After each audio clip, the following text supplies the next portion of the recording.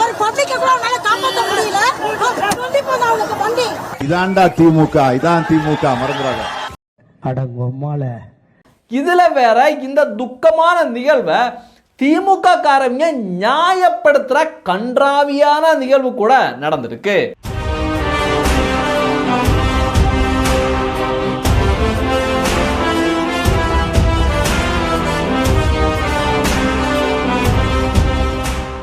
அனைவருக்கும் அன்பு வணக்கம். வெறும் 10,000 பேருங்க, வெறும் 10,000 பேர், அதுவும் காசு இருக்கிறவன் பணக்காரன் மட்டும் பார்க்கக்கூடிய கார் ரேஸ் சென்னையில் நடந்துச்சு. ஒரு மாதத்துக்கு முன்னாடி நடந்துச்சு, எல்லாருக்குமே தெரியும். அந்த கார் ரேஸுக்கு இதே திராவிட அரசாங்கம் எவ்வளவு முக்கியத்துவம் கொடுத்தாங்க, அரசோட எல்லா துறையும் எப்படி பணியாற்றுச்சு அப்படிங்கிறது எல்லாருக்குமே தெரியும். அந்த கார் ரேஸில் உதயநிதி சாரோட திரைப்படத்தில் நடித்த நிவேதா பெத்ராஜ் அப்படிங்கிற நடிகை கூட பங்கேற்றாங்க. அது ஒரு புறம்.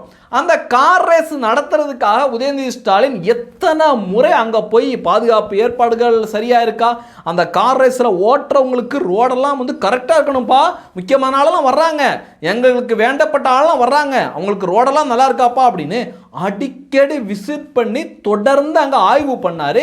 அவ்வளோ தட்டால் போடாலாம் ரொம்ப சேஃப்டியாக நடத்தி முடித்தாங்க அந்த கார் ரேஸை. இந்த கார் ரேஸுக்கு காட்டின ஒரு சின்ன ஒரு முனைப்பு கூட இப்போ சாகச நிகழ்ச்சி நடந்துச்சுல, விமான சாகச நிகழ்ச்சி, அதுக்கு திமுக அரசாங்கம் காட்டலை அப்படின்னு மக்கள் இன்னைக்கு காரி காரி துப்பிட்டு வர்றாங்க. இது கவர்மெண்ட் வந்து டோட்டலி வேஸ்ட், இந்த ப்ரோகிராம் பண்ணாமலே இருந்திருக்கலாம். ஏன்னா இந்த நிகழ்ச்சியில பங்கெடுத்துட்டவங்க அவ்வளோ வேதனைப்பட்டு துன்பப்பட்டு துயரப்பட்டு கிட்டத்தட்ட 5 உயிர்கள் இன்னைக்கு போயிருக்கு. 200க்கு மேற்பட்டோர் ஹாஸ்பிட்டல்ல அட்மிட் ஆயிருக்காங்க. இப்படி ஒரு துயரமான சம்பவம் இந்நேரம் குஜராத்லயோ இல்ல பிஜேபி ஆளுகின்ற மாநிலங்களிலே நடந்திருந்தா இங்க திமுகவும் திமுகவை சேர்ந்தவங்களும் கூட்டணி கட்சியினர் எல்லாமே இந்த கம்யூனிஸ்ட்லாம் இருக்காங்கல்ல, அவங்க எல்லாம் ரோட்ல பிறண்டு உருண்டிருப்பாங்க. இங்க சென்னையில் ஒரு போராட்டமே நடத்திருப்பாங்க. ஆஹோ ஓஹோ பாத்தீங்களா, பிஜேபி ஆள்ற மாநிலங்களோட லட்சணம் பார்த்தீங்களா, அப்படி இப்படின்னு உருண்டு பிறண்டிருப்பாங்க. ஆனால் இவ்வளோ பெரிய ஒரு துயரமான சம்பவம் நடந்திருக்கு, எவனுமே இதுவரைக்கும் வாயை திறக்கலை. அதுவும் பார்த்தீங்கன்னா 10 நாளைக்கு முன்னாடி விமானப்படை அதிகாரி இன்ஃபார்ம் பண்ணுறாரு, எப்பா 15 லட்சத்துக்கு மேற்பட்ட மக்கள் வரக்கூடிய வாய்ப்பு இருக்குன்னு சொல்றாரு. நாங்கள் எக்ஸ்பெக்ட் பண்றது 15 லட்சம் மக்கள். அது மட்டும் இல்லாம தமிழக அரசோட உளவுத்துறை கூட தகவல் கொடுத்திருக்கும். இப்படி ஏராளமான தகவல்கள் இருந்தும் அந்த மக்களுக்கான ஏற்பாடு பண்ணல. குறைஞ்சபட்சம் வர்ற மக்களுக்கு தண்ணீர் ஏற்பாடாவது பண்ணியிருந்தா இவ்வளோ பெரிய சிக்கல் ஏற்பட்டிருக்காது. ப்ராப்பரா எதுவுமே அரேஞ்ச் பண்ணல. ஒரு பேசிக் வாட்டர் ஃபெசிலிட்டிஸ்ல இருந்து டாய்லெட் ஃபெசிலிட்டிஸ் வரை எதுவுமே அரேஞ்ச் பண்ணல. எல்லாத்தையும் ஒரு லிமிட் மேல க்ளோஸ் பண்ணிட்டாங்க. மக்கள் கடும் கோபத்தோட தண்ணி கூட தரலைங்க, இவனுங்க தண்ணி கூட தரல அப்படின்னு கண்ணா பின்னான்னு திட்ட காட்சிகள் கூட இப்ப வெளியாயிருக்கு. இது கவர்மெண்ட் வந்து டோட்டலி வேஸ்ட், இந்த ப்ரோகிராம் பண்ணாமலே இருந்திருக்கலாம். இப்படி மக்கள் ஒரு புறம் கண்ணா பின்னான்னு திட்டிட்டு வர சுகாதாரத்துறை அமைச்சர், தமிழக சுகாதாரத்துறை அமைச்சர் மா சுப்பிரமணியன் ஒரு விளக்கம் கொடுத்திருக்காரு. என்னன்னா, நாங்கள் வந்து இவ்வளோ மருத்துவமனைகள் அங்கே வந்து மருத்துவர்களை நிற்க வச்சுருந்தோம், இவ்வளோ பாதுகாப்பு வாகனங்கள் இருந்துச்சு, இவ்வளோ வசதியெல்லாம் பண்ணியிருந்தோம் அப்படின்னு அவர் வந்து ஒரு பேராகிராஃபாக எழுதி போட்டிருக்காரு. ஆனால் பார்த்தீங்கன்னா அங்கே இருக்கிற கிரவுண்டில் இருக்கிற மக்கள் என்ன சொல்கிறாங்கன்னா, இந்த அரசாங்கம் டோட்டல் வேஸ்ட், டோட்டல் ஃபெயிலியரான அரசாங்கம் இது. இவ்வளோ ஏற்பாடு உங்களுக்கு பண்ண தெரியலனா எதுக்கு இந்த நிகழ்ச்சியை நீங்க வைக்கிறீங்க, எதுக்கு இதை ஒத்துக்கிட்டீங்க அப்படிங்கிற கேள்வியா மக்கள் எழுப்பிட்டு வர்றாங்க. அதுவும் பார்த்தீங்கன்னா இந்த நிகழ்ச்சியை பார்க்கறதுக்காக முதலமைச்சர் ஸ்டாலின் அவர்கள், துணை முதலமைச்சர் உதயநிதி ஸ்டாலின் அவர்கள் மற்றும் அமைச்சர்கள், சக அமைச்சர்கள் எல்லாருமே ரொம்ப சொகுசான இடத்துல உட்கார்ந்து ரொம்ப சேஃபா இந்த நிகழ்ச்சியை ரசிச்சு பார்த்துட்டு இருக்கையில தான் தமிழக மக்கள், இவங்களுக்கெல்லாம் ஓட்டு போட்டாங்கல்ல, அந்த மக்கள் அங்க வந்து செத்து மடிஞ்சு தண்ணி இல்லாமல், குடிக்க தண்ணி இல்லாமல் அங்கே வந்து மயக்கம் போட்டு விழுந்துட்டு இருக்க காட்சி கூட நடந்துகிட்டு இருந்துச்சு. இதை வச்சு தமிழக மக்கள் கடும் கோபத்தோடு இன்னைக்கு பதிவு பண்ணிட்டு வர்றாங்க. என்ன பதிவுகளை போடுறாங்கன்னா, முதலமைச்சர் ஸ்டாலின் அவர்கள், அவருடைய மனைவி மற்றும் அவருடைய மகனுமாகிய துணை முதலமைச்சர் உதயநிதி ஸ்டாலின், இவங்கெல்லாம் ரொம்ப சொகுசாக உட்காந்து பார்த்துட்டு இருக்க அந்த புகைப்படத்தை போட்டு மன்னர் வந்து சொகுசா இருக்கிறாரு, ஆனா மக்களோட நிலைமை நம்மளோட நிலைமையை பாருங்க அப்படின்னு இந்த மக்கள் வந்து தண்ணி இல்லாம சாப்பாடு இல்லாம கதறிய காட்சிகளை போட்டு மக்கள் கடும் கோபத்தை வெளிப்படுத்திட்டு வர்றாங்க. வச்சிருக்காங்க ஓகே, ஆனா என்ன லேடிஸ் கம்பார்ட்மெண்ட்ல அத்தனை பேர் இடிச்சு தள்ளி ஃபுல்லா டேட்டினஸ் ஆக்கிட்டாங்க, சண்டை போட்டுக்கிறாங்க.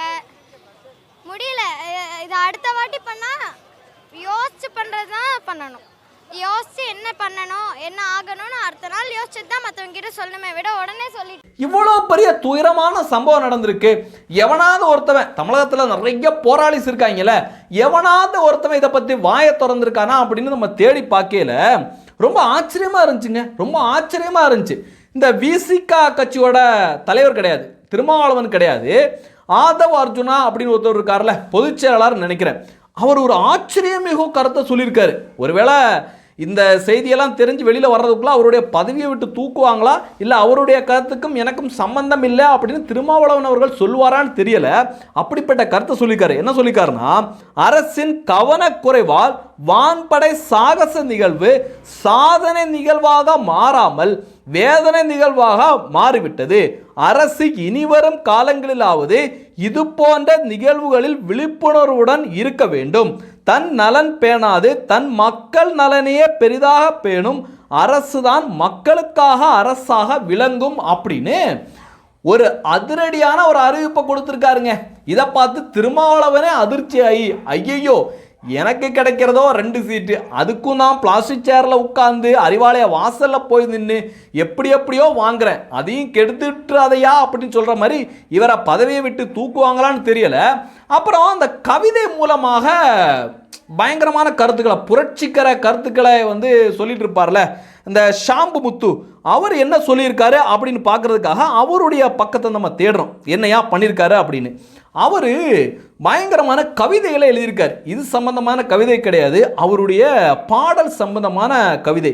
மெல்லினமே மின்னலை பிடித்து அப்படின்னு ரொம்ப என்ஜாய் பண்ணி பதிவை போட்டிருக்காரு. உண்மையிலே இந்த ஷாம்பு புத்துக்கெல்லாம் மானம் சூடு சொரண வெக்கம் இருக்கான்னு தெரியல. சம்பந்தமே இல்லாத விஷயங்களுக்கு, தமிழக மக்களுக்கு பிரோஜனமே படாத விஷயத்துக்கு திமுகவுக்கு முட்டு கொடுக்கணும்னா மட்டும்தான் கவிதை வரிகளால் அப்படியே பொழிந்து தழுவாப்புல. இவ்வளோ பெரிய துயரம் நடந்திருக்கு, எதுவுமே நடக்காத மாதிரி என்ஜாய் பண்ணி பதிவெல்லாம் போட்டிருக்கான். உண்மையிலே இவனுக்கெல்லாம் மானம் சூடு சொரண வெக்கம் இருக்கான்னு தெரியல. அடுத்து பார்த்தீங்கன்னா இந்த மக்கள் வந்து இன்னொரு கருத்து என்ன சொல்கிறாங்கன்னா, ஆம்புலன்ஸ் கூட சரியான நேரத்தில் வரலைங்க, அப்படி வந்திருந்தா என்னுடைய கணவனையே நான் காப்பாற்றி இருக்கலாம் அப்படின்னு உயிரிழந்தவருடைய மனைவி கதற காட்சிகள், கண்ணீர் காட்சிகளை காண முடிஞ்சுது. வெளியே வர முடியல, யாருமே வரல. ஆம்புலன்ஸ் மட்டும் வந்திருந்தா என்னுடைய கணவனை காப்பாற்றி இருக்க முடியும் அப்படின்னு இறந்தவரோட மனைவி கண்ணீர் விடுறத காணையில இந்த அரசாங்கம் எவ்வளவு மோசமா செயல்பட்டு இருக்கு அப்படிங்கிறத நம்மளால புரிஞ்சுக்க முடியுது. ஆனா வெளியில நாங்கெல்லாம் எப்படி தெரியுமா, அப்படியே பயங்கரமா நடத்தணும் தெரியுமா அப்படின்னு இவங்க கொடுக்குற பில்டப்பு அதை விட மோசமா இருக்குங்க. இதை விட கேவலமா இந்த இறப்புகளை, மக்கள் பட்ட துன்பத்தை இதை விட எவனாலையும் கேவலப்படுத்த முடியாது அப்படிங்கிற அளவுக்கு திமுக காரவங்க பேசியிருக்காங்க.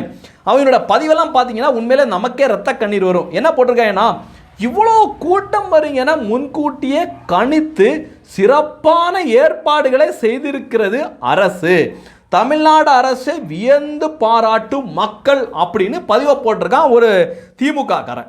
உண்மையிலே இவனுக்கு மானம் சூடு சொரண வெக்கம் இருக்கா? மக்கள் துன்பத்தோட கண்ணீர் விட்டு கதறி 5 பேருக்கு மேலே இறந்துருக்காங்க, ஆனால் சிறப்பான ஏற்பாடு பண்ணியிருக்காங்களாம். இன்னும் ஒரு 100 பேர் வந்து இறந்துருந்தாதான் சரி சுமாராக ஏற்பாடு பண்ணியிருப்பாங்க அப்படின்னு சொல்லுவாங்க போல இருக்கு. எவ்வளோ கேவலமாக இருக்காங்க பாருங்க. அடுத்து வந்து ஒருத்தன் சொல்லியிருக்கான், வேடிக்கை பார்க்க போனவர்கள் அரசு சிறப்பான ஏற்பாடுகளை செய்து இருக்குன்னு சொல்கிறாங்க, ஆனால் எங்கேயோ கிடைக்கிற 4 நாய்கள் தான், அதாவது இப்போ இந்த அரசு 5 பேர் செத்து போயிட்டாங்க, என்னடா ஏற்பாடு பண்ணீங்க அப்படின்னு கேட்குறாங்கல்ல, அவங்க எல்லாம் வந்து நாய்களாம், அவங்கெல்லாம் நாய்களாம். எவ்வளோ தெனா விட்டு பாருங்க. அடுத்து பார்த்தீங்கன்னா அமைச்சர் டிஆர்பி ராஜா அவர் ஒரு பெருமை மிகு ஒரு கருத்தை ஷேர் பண்ணியிருக்காரு. என்ன பார்த்தீங்கன்னா, செல்லும் இடமெல்லாம் வெல்லும் முதல்வர் MK ஸ்டாலின். ரொம்ப முக்கியம் இந்த நேரத்தில். உலகத்திலேயே அதிக மக்கள் நேரில் பார்த்த இராணுவ நிகழ்ச்சி என்ற சாதனையை படைத்திருக்கிறது சென்னை விமான சாகச நிகழ்ச்சி. உண்மையிலே வேதனையாக இருக்குது. அதாவது ஒரு சில கொண்டாட்டங்களை கூட மக்கள் துயரமாக இருக்கிற நேரத்தில் அப்படியே அரசியல்வாதிகள் கடந்து போயிடுவாங்க. எப்பா நம்ம வந்து இப்போயே கொண்டாடணும்னு நினச்சாலுமே வேண்டாம்ப்பா அப்படின்னு நினச்சிட்டு போயிடுவாங்க. ஆனால் 200க்கு மேற்பட்ட மக்கள் வந்து துயரப்பட்ட ஹாஸ்பிட்டலில் அட்மிட்டு 5 பேர் செத்து போயிருக்காங்க. 15 லட்சம் பேர் வரணும், கின்னஸ் சாதனை படைக்கணும்னு நினச்சாங்க. வேணா ஒன்று பண்ணியிருக்கலாம், 15 லட்சம் பேருக்கும் விஷத்தை கலந்து கொடுத்துருக்கலாம். எவ்வளோ பேர் கஷ்டப்பட்டு போனாங்க. ஒரு போலீஸ் சொல்கிறார், போலீஸ் வந்து மக்களின் நண்பன்கிறார், வெறும் தீவிரவாதி மாதிரி இருக்கார். உடம்பு சரியில்லை மயங்க மாறுதுன்னா போய் சாவு, இங்கே படுத்தா மட்டும்தான் நாங்கள் ஹெல்ப் பண்ணுவோம் அப்படிங்கிறாரு. இந்த அமைச்சர் வந்து எப்படி கொண்டாடி இருக்காரு பாருங்க. முதலமைச்சர் போகிற இடத்துல எல்லாம் வெந்துட்டு வர்றாராம். இந்த அதிக சாதனை மக்கள் வந்து அதிகமாக கலந்துக்கிட்ட ஒரு சாதனை நிகழ்ச்சியாம்.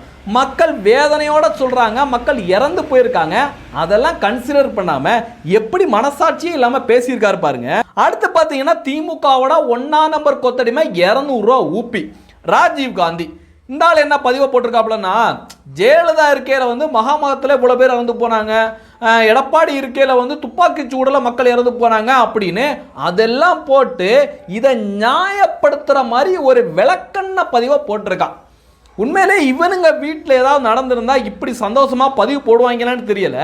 மக்கள் எவ்வளோ துன்பத்தோட கதறி பேட்டி கொடுக்குறாங்க. இவனுங்களாம் எப்படி மனசாட்சியே இல்லாமல் முட்டு கொடுக்குறாங்க.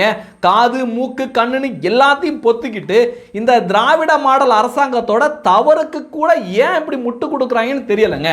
ஏன்னா நேற்று அங்கே பார்க்கையில் ஒரு சகோதரி ஒருத்தவங்க ஒத்தாளாக நின்று அந்த போலீஸ் ஜீப்பை அடித்து விரட்டுறாங்க. போலீஸ்காரங்களே விரட்டி அடிக்கிற காட்சியை காண முடிஞ்சுது. ஒரு சகோதரி ஒரு பெண் ஒருத்தவங்க துணிஞ்சு போலீஸே அடித்து விரட்டுறாங்கன்னா அவங்க எவ்வளோ இன்னலுக்கு ஆளாயிருப்பாங்க, அங்கே எவ்வளோ பெரிய பிரச்சனை நடந்துட்டு இருக்கு. சொல்லுங்க, நான் மீடியா சொல்லுங்க. ஒரு பப்ளிக் கூட காப்பாற்ற முடியல.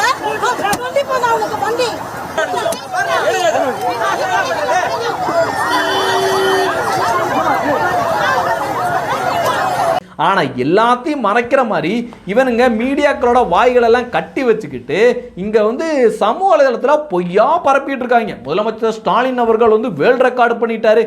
மரணத்திலேயே வேர்ல்ட் ரெக்கார்டு பண்ணியிருப்பாங்க, மரணத்திலேயே வேர்ல்ட் ரெக்கார்டு பண்ணாங்க. கொஞ்சம் கூட மானரோசம் இல்லாமல் தொடர்ந்து இந்த பதிவுகள்லாம் போட்டுட்டே வந்துட்டு இருக்காங்க. ஆனால் மக்கள் வச்சு செஞ்சுட்டு வர்றாங்க. திமுக அரசாங்கம் இந்த மீடியாக்கள் மறைச்ச விஷயங்களா மக்களே வீடியோ எடுத்து சமூக வலைதளத்தில் போட்டு இதுதான் திராவிட மாடல் அரசாங்கத்தோட லட்சணம் அப்படின்னு இன்னைக்கு வச்சு செஞ்சுட்டு வர்றாங்க. இந்த விவகாரத்தில் தமிழக பாரதிய ஜனதா கட்சி தலைவர் அண்ணாமலை அவர்கள் தன்னுடைய வலுவான கண்டனத்தையும் பதிவு பண்ணியிருக்காரு. என்ன சொல்லியிருக்காருன்னா, இந்திய விமானப்படை சார்பாக சென்னை மெரினா கடற்கரையில் இந்த வான்வெளி சாகச நிகழ்ச்சி நடக்கும்போது 200க்கு மேற்பட்டோர் காயம் அடைஞ்சிருக்காங்க, 5 பேர் மரணம் அடைஞ்சிருக்காங்க அப்படிங்கிற செய்தி மிகுந்த அதிர்ச்சி அடைந்தேன். இந்த செய்தியை கேட்டு நான் மிகுந்த அதிர்ச்சி அடைந்தேன். பொதுமக்களுக்கான அடிப்படை வசதிகளையும் போதுமான போக்குவரத்து ஏற்பாடுகளை மேற்கொள்ளாமல் திமுக அரசு பொதுமக்களின் பாதுகாப்பு குறித்து எந்த அக்கறையும் இல்லாமல் இருந்திருப்பதே இந்த விவகாரம், இந்த விஷயம் நடக்கிறதுக்கு காரணம். முதலமைச்சர் ஸ்டாலின் தன்னுடைய சுய விளம்பரத்திற்காக மேற்கொள்ளும் ஏற்பாடுகளை கூட பல லட்சம் பொதுமக்கள் கூடும் நிகழ்ச்சிக்கு ஏற்பாடு செய்யவில்லை என்பது அவரது நிர்வாகத்தின் முழுமையான தோல்வியை காட்டுகிறது. 5 உயிர்களை இழந்திருப்பது ஒரு விபத்து என்று கடந்து செல்ல முடியாது. இதற்கு அடிப்படை ஏற்பாடுகளை கூட செய்யாமல் புறக்கணித்த திமுக அரசு முழு பொறுப்பு. தன் குடும்பத்திற்காக மட்டுமே ஆட்சி நடத்தி பொதுமக்கள் உயிரை குறித்து எந்த கவலையும் இல்லாமல் 5 பேர் உயிரிழப்புக்கும் பல 100 குடும்பங்களின் பரிதவிப்புக்கும் காரணமான முதலமைச்சர் ஸ்டாலின் அவர்களையும் திமுக அரசையும் வன்மையாக கண்டிக்கிறோம். பொதுமக்களுக்கு முதலமைச்சர் நிச்சயம் பதில் சொல்லியே ஆக வேண்டும் அப்படின்னு தலைவர் அண்ணாமலை அவர்கள் தன்னுடைய கருத்தை வலுவா பதிவு பண்ண, மக்கள் ஒரு புறம் கண்ணா பின்னான்னு இந்த அரசாங்கத்தை வச்சு செஞ்சுட்டு வர்றாங்க. மக்கள் ஒரு புறம், மக்கள் மீது நம்பிக்கை கொண்ட அரசியல்வாதிகள் ஒரு புறம் அப்படின்னு திமுகவை வச்சு செஞ்சுட்டு வர்றாங்க. இந்த திமுக இன்னும் எந்த அளவுக்கு சீரழிவுகளை தமிழகத்தில் ஏற்படுத்த போகுது அப்படின்னு உங்களுக்கு தெரிஞ்சா அதையும் பதிவு பண்ணுங்க. நன்றி. ஜெய் ஹிந்த்.